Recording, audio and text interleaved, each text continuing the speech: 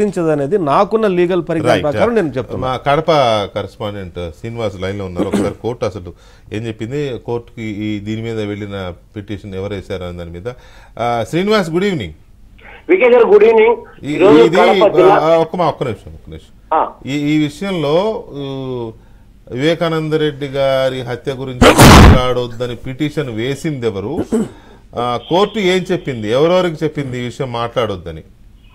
VK గారు, ఇప్పుడు ఈ రోజు కడప జిల్లా కోర్టు ఒక తీర్పు అయితే ఇచ్చింది. ఇది కూడా ఇంజక్షన్ ఆర్డర్. ఇటీవల కడప జిల్లా వైసీపీ అధ్యక్షుడు అలాగే కడప మేయర్ అయిన సురేష్ బాబు ఇటీవల కోర్టు పిటిషన్ దాఖలు చేయడం జరిగింది.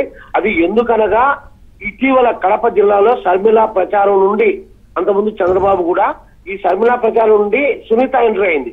అక్కా చెల్లెలుగా సంబంధించి ఇడుపులపాయలో ప్రారంభించిన ప్రచారం అత్యధిక స్థాయిలో హత్యకు సంబంధించి వాళ్ళు ప్రచారంలో టార్గెట్ చేయడం జరిగింది. సో ఈ నేపథ్యంలో కడప ఎంపీ వైసీపీ అభ్యర్థిగా ఉన్న అవినాష్ రెడ్డికి బాగా ప్రభావితం చూపుతుంది. వీళ్ళిద్దరూ మాట్లాడే మాటలు కావచ్చు, పైన చంద్రబాబు కావచ్చు, వీళ్ళందరూ మాట్లాడి కేవలం ఈ ఒక్క సబ్జెక్టు మాత్రమే ప్రచారాన్ని అసలుగా చేసుకున్నారు. సో ఈ నేపథ్యంలో ఈ చాలా ప్రాబ్లం అవుతుందని చెప్పి వైసీపీ పార్టీలో డిస్కషన్ చేసుకున్నారు. వైసీపీ పార్టీలో డిస్కషన్ చేసుకుంటే అంటే ఇతను సురేష్ బాబు వైసీపీ జిల్లా అధ్యక్షుడు కూడా కాబట్టి అతను పార్టీ తరఫున పిటిషన్ దాఖలు చేయడం జరిగింది.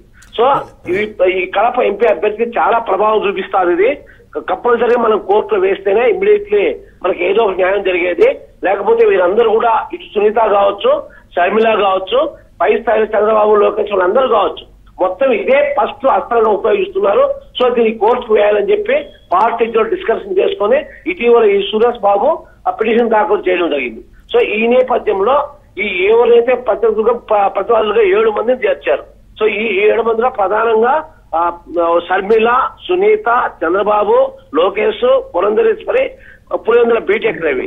సో వీళ్ళందరూ కూడా ఎందుకంటే వీళ్ళే ఎక్కువగా ప్రచారంలో ప్రతిసారి ప్రచారంలో ఫస్ట్ ఇదే టాపిక్ ప్రతి ప్రచారంలో ఉండాలని అయితే శ్రీనివాస్, అయితే ఒక మాట, ఇప్పుడు కోర్టు ఇచ్చిన ఈ ఆర్డర్ ప్రకారం ఇది కడప జిల్లాలో మాత్రమే మాట్లాడకూడదా, మొత్తం స్టేట్ అంతా ఎక్కడ అయినా మాట్లాడకూడదా?